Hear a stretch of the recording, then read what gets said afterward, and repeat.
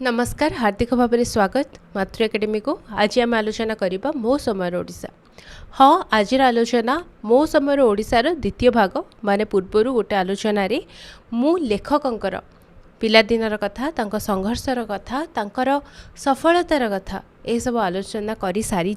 आज आलोचन आम आलोचना करबा किपरि मो समय ओडिशा रे तत्कालीन समाजर कथा रही, इतिहासर कथा रही, आउ ता सहित गवेषणा प्रणोदित जहाँ सब समस्या ताको मध्य से देखाई आदिवासी मानक कथा आउ जहाँ सब मो समय ओडिशा रे से वर्णना करिसेंती ताकू आज आम व्यापक भाव में आलोचना करबा। डॉक्टर कृष्णचंद्र पाणिग्राही निजर आत्मजीवनी मो समय ओडिशा रे मयूरभंजर खिचिंग अंचल भूया गंड साउंती बाथुड़ी आदि आदिवासी संप्रदायकर सामाजिक तांकर सांस्कृतिक जीवन यापन परंपरा को अति निखुण भाव में वर्णना करछंती। आदिवासी मानकर जीवन किभଳି सेमाने किभଳି अकृत्रिम सरलता, सत्यवादिता, नैतिकता ए सबरे परिपूर्ण से वर्णना करछंती। लेखकों मतरे आदिवासी मानक ठारे जो सरलता, सत्यवादिता और मानविकता रही ताहा सभ्य समाज रे देखा जाए नहीं। आदिवासी माने साधारणतः कोर्ट किंबा कचेरी को जाती, मुकदमा से माने करती। जदि किछि भी समस्या हला गाँव विशिष्ट व्यक्ति को नहीं गठित पंचायत माध्यम निजर समस्त विवादर समाधान करती। एमानकर प्रायतः अभिधान रे चोरी बोली शब्द नाही, सेमाने केही कार चोरी करंतेनी। आउ अन्यर बाड़ी गोटे फल बा परिबा बाहर करिकी ताकू नहीं गले ताकू सेमाने दोष बोली भावंतीनी, ताकू सेमाने चोर बोली भावंती नाही। आउ सेथिबे सेमाने पैसा मध्ये दाबी करंतेनी। कार बाड़ी रे जदि अमृतभंडा हेची आउ जणे तार जदि आवश्यकता अछि से ताकू नहीं पारिबो, ना ताहा चोरी ना ताहा दोष। तेणु सेमानंकर एभली मानसिकता जोगु सेमाने प्रायतः चोरी ए शब्द सेमाने व्यवहार करती नाही, आउ सेमाने अन्य कोनोसी बड़ जिनस मध्ये काठारु प्रायतः नियंती नाही। तेबे जो कथा में आलोचना करुथिले ताहा आमे एठी देखि परिबा। एहा केवल जीवन कहानी नुह लेखकंकर, एहा हेउची तांकर संघर्षर कहानी, से समर ओडिशार वास्तवतार एहा हेउची दर्पण जो कथा में देखि पारुछंती।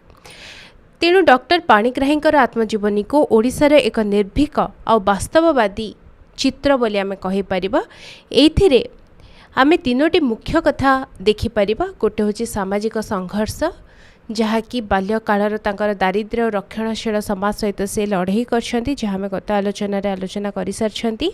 आदिवासी संस्कृतिर अध्ययन, जहाँ आमे वर्तमान आलोचना करिबा, एवं इतिहासर विकृतीकरण प्रति कठोर समालोचना, जहाँ मिथ्या गर्व को त्याग करी वैज्ञानिक सत्यर प्रतिष्ठा करने को से आह्वान करछंती, ताहा आमे आज आलोचना रे आगो आलोचना करिबा।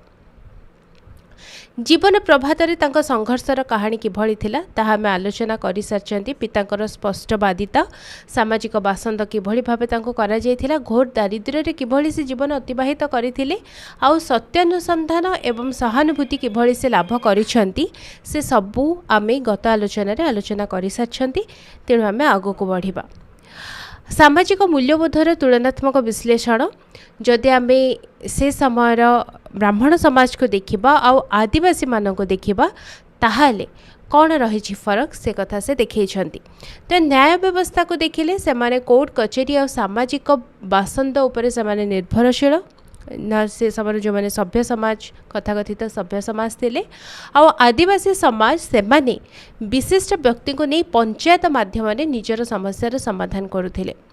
नैतिकता, अपराध ए सबू सभ्य समाज डिक्शनरी अधिक थिला, किंतु सेमानकर माने आदिवासी मानकर डिक्शनरी रे चोरी बोली शब्द नथिला।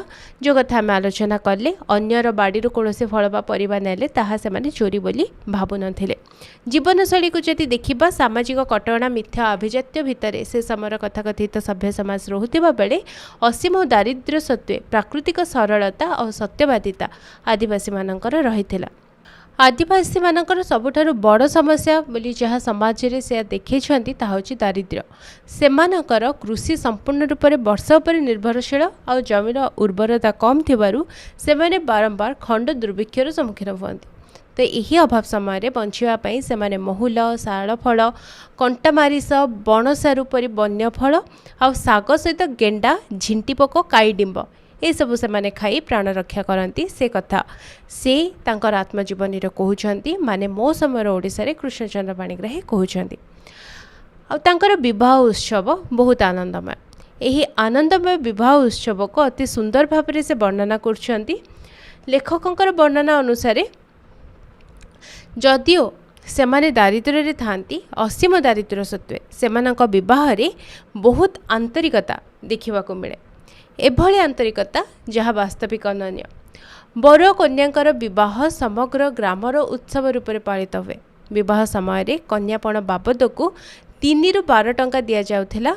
आ बरजात्री दल कन्या घरे पहुँचवा मात्रे कन्या पक्षर झील मैंने तीव्र व्यंग गीत और थट्टा तामसा माध्यम से स्वागत करथिले। तो एक कथा आम ये देखा पाइबा आदिवासी विवाह किभली भाव में होउची ताहा एक नियारा अर्थनीति और परंपरा भाव से वर्णना करछंती। विवाह समय कन्या बाबद को जो टंका दिया से कथा आम ये देखिपर। बिना आडंबर यात्रा हुए बर कन्या उभय पदब्रजरे माने चाली चाली से विवाह जाती। वैदिक रीतिर अभाव परिलक्षित हुए। ब्राह्मण माने पौरोहित्य कले वैदिक रीति बदल पारंपरिक कुलाचार ये मुख्य भाव से माने देखौथिले। जदि नृत्य गीत आ पर्वपर्वाणी कथा देखा आदिवासी संस्कृति रे चैत्र पर्व मकर संक्रांति रज एसबूर गुरुत्व बहुत रही। चैत्र पर्व समय अनुष्ठित होउथिबा खिचिंगर पारंपरिक छौ नाचरे आदिवासी माने शिव दुर्गा बाघ भालू एमानकर मुखा को ही छौ कहुए। से माने मुखा बा छौ पिंधे नृत्य करती। यही समय निज देहरे कठोर आघात करी स्थाल स्तंभरे घुरुथिबा उड़ा पर्व सेमानंकर अन्य एक साहसिक धार्मिक परंपरा। तो ये आम हिंदू संस्कृति सहित एक अपूर्व समन्वय देखा पाइबा। दीर्घ दिनर सहवास फल हिंदू और आदिवासी संस्कृति मध्य जो अपूर्व समन्वय सृष्टि होता से वर्णना करछंती। भूया गंड आदि संप्रदायर विवाह रे ब्राह्मण माने पौरोहित्य करुथिले। आ खिचिंग ठाकुराणी मंदिर रे आदिवासी तथा हरिजन मानकर अबाध प्रवेश थिला। तेबे जो कथा आम आलोचना कले सांस्कृतिक सहनशीलता आ अपूर्व समन्वय जो कथा से वर्णना करिसेंती। हिंदू धर्मधारा और आदिवासी संस्कृति उभयंग भितर समन्वय होइछि। एही अपूर्व समन्वय काहेकि होइछि ना खिचिंग ठाकुराणी मंदिर जोगु जो थिरे हिंदू आदिवासी तथा हरिजन मानकर अबाध प्रवेश समस्ते आराम रे आसी परिबे आ सेमानक पूजा अधिकार रहिछि। पारंपरिक छौ नाच प्राकृतिक जीवन शैली जो रहिछि ता सहित वैदिक पुरोहित्य जहाँ से शुभ कार्य आदिवासी मानकर देखा जाए। एभली भाव में विभिन्न प्रकार एक अपूर्व समन्वय से समय से देखा पाई निजर संस्कृति रे जो कथा से वर्णना करुछंती। आउ गोटे जिनिस मध्य से बाटुआ बाटुआणी नृत्य कथा अति चमत्कार भाव में वर्णना करुछंती। खिचिंगर चैत्र पर्व में परिवेशित एक हास्य रसात्मक द्वैत नृत्य होची पौराणिक गांभीर्य ठारू जहाँ भिन्न ताहा होची बाटुआ बाटुआणी नृत्य। मयूरभंजर खिचिंग अंचल में पालित होता पारंपरिक छौ नाचर एक नियारा तथा हास्य रसात्मक उपस्थापना होची बाटुआ बाटुआणी नृत्य। तार प्रमुख विशेषत्व से वर्णना करछंती ताहा होची पथक एवं पत्नीकर द्वैत नृत्य। तो यह एक वाद्य उद्दीपक द्वैत नृत्य। बाटुआ एवं बाटुआणी अर्थ होची जड़े पथक माने बाटोई आ ताहार सहधर्मिणी माने तार पत्नी। तो ये मुखा बा छौर व्यवहार में भिन्नता देखा मिले। साधारणतः छौ नृत्य समस्त अभिनेता मुखा पिंधती किंतु एही नृत्य किछि व्यतिक्रम बा भिन्नता देखा जाए। बाटुआ माने स्वामी मुहरे छौ बा मुखा पिंधि बाहर को आसुवा बेले बाटुआणी माने स्त्री बिना छौरे खाली मुहरे ता सहित नाची थाए। यह सहित बाटुआणी निजर अंटारे पत्र पिंधि नृत्य करिवार मध्य एठी प्रथा रही। माने बाटुआणी निजर अंटारे पत्र पिंधि नृत्य करिवार प्रथा रही। हास्यरस एवं अंगभंगी ये आम देखा पाइबा। यही नृत्यर मूल लक्ष्य होची दर्शक मानक हसेबा। तो हास्यरस संपर्क में गोटे सुंदर कथा ये लेखक कहउचंती। से निजर पिला बेलर कथा स्मृतिचारण करी कहउचंती जे निजे स्थूलकाय माने मोटा होता जड़े ओस्ताद तांका ना बनमाली से बाटुआ भूमिकार अभिनय करथिले। तांको सहित से तांकर पत्नी भूमिका जहाँ को अवतीर्ण करते से आजन्म खंज माने से छोटा आ क्षीणकाय। तो उभयंकर जोड़ी देखा अद्भुत लगुला। जड़े पूरा मोटा जड़े पूरा पतला। तो उभयंकर यह अद्भुत शारीरिक गठन हास्यास्पद अंगभंगी देखि दर्शक मान भितर हास्यर कल्लोल खेली जाउथिला। तो संक्षेप कहले छौ नाचर पौराणिक गांभीर्य मध्य लोकों को आमोदित करने बाटुआ बाटुआणी नृत्य एक स्वतंत्र आकर्षण थिला। जामुडालिया नृत्य मध्य आउ गोटे नृत्य जो थी कि मुखा न थाए।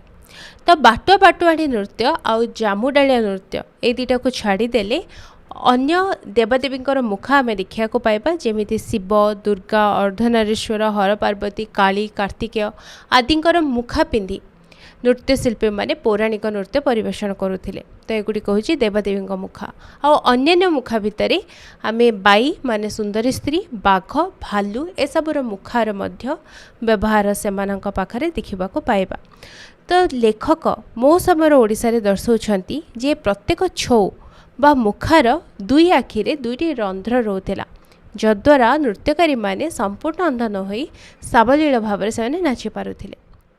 डॉक्टर कृष्णचंद्र पाणिग्राही तांकर आत्मजीवनी मो समय ओडिशा रे मयूरभंज खिचिंग एवं बारिपदार अनुष्ठित होता छौ नाचरे व्यवहृत होता छौ माने मुखा तार महत्व आउ यार प्रकार भेद संपर्क में मध्य विस्तृत भाव आलोचना करछंती। मयूरभंजर कथा आसिबो आउ छौ नाचर कथा आसिबनी यह केमती संभव हम तेणु से व्यापक भाव में वर्णना करिसेंती। छौ बा मुखार व्यवहार महत्व से भली कहिसेंती जे पारंपरिक विधि अनुसार छौ बा मुखा पिंधि नृत्य करबा ही होउची छौ नाचर प्रकृत पारंपरिक विधि। ता ना छौ तेणु छौ पिंधिबा माने मुखा पिंधिबा तार प्रकृत पारंपरिक विधि। बिना छौरे आजिकाली जो छौ नृत्य होउची ताहा एही नृत्यर आधुनिकरण बोली से कहचंती किंतु एहाकू छौ नृत्य कहबा उचित नुह बोली से कहचंती। यह व्यतीत छौ नृत्य आई होल्स माने दृष्टि सुविधा मध्य रही दृष्टि रंध्र रही नृत्यकारी माने नृत्य समय जेभली असुविधार सम्मुखीन न हुअंती सेथिबे प्रत्येक छौ माने मुखारे दुई आखिरे दुईटी रंध्र रोला। यह द्वारा मुखा पिंधि नृत्यशिल्पी माने संपूर्ण अंध न होई सावलील भाव से नाची पारुथिले। किंतु बारिपदारे छौ नाचर व्यतिक्रम देखा जाउथिला। खिचिंग छौ नाचरे मुखार बहुल व्यवहार होता बेले बारिपदार छौ नाचरे कौनसी छौ बा मुखा व्यवहार होनथिला। तेबे मुखाविहीन एवं मिश्रित नृत्य मध्य रही पारंपरिक छौ नाचरे मुखार प्राधान्य थिले सुधा केतेक निर्दिष्ट भूमिका बिना छौरे नाचिबार मध्य प्रथा थिला। जेपरिक जामुडालिया एवं बाटुआ बाटुआणी नृत्य संपूर्ण बा आंशिक भाव में मुखार व्यवहार होता किंतु बाटुआ बाटुआणी नृत्य बाटुआ माने स्वामी मुखा पिंधुवा बेले बाटुआणी माने जे पत्नी से बिना छौरे केवल अंटारे पत्र पिंधि से नृत्य प्रदर्शन करती। आउ जो भली भाव आपन कहली जामुकुलिया नृत्य संपूर्ण भाव में छौर व्यवहार हुए ना। तेबे बाटुआ बाटुआणी यह आंशिक भाव में मुखा व्यवहार होता नृत्य कहीं ना आपण मानक बुझेली बाटुआ मुखा पिंधती बाटुआणी पिंधती एवं जामुकुलिया संपूर्ण रूप से मुखा व्यवहार होता नृत्य। तेणु बाटुआ बाटुआणी आंशिक भाव में मुखा व्यवहार होता नृत्य और जामुडालिया संपूर्ण रूप से मुखा व्यवहार होता नृत्य। तेणु हाराहारी भाव में आम देखा बाटुआ बाटुआणी नृत्यर कथा ये वर्णना कराई। दृष्टि सुविधा ये रही जे पृथुलकाय जे मोटा अच्छा से होती ओस्ताद बनमाली से मुखा पिंधि मुखार दुईटी रंध्र अच्छी जद्वारा से देखिपुंट। तो ये पूरापूरी मोटा है बेलू तांकर पत्नी भूमिका जी अभिनय कर पूरा से होती पतला से आजन्म खंज आउ से पत्र पिंधि से नृत्य कर कौन मुखा पिंधि ना। तो यहाँ हूँ बाटुआ बाटुआणी नृत्य जहाँकि खिचिंग्र एक प्रसिद्ध नृत्य।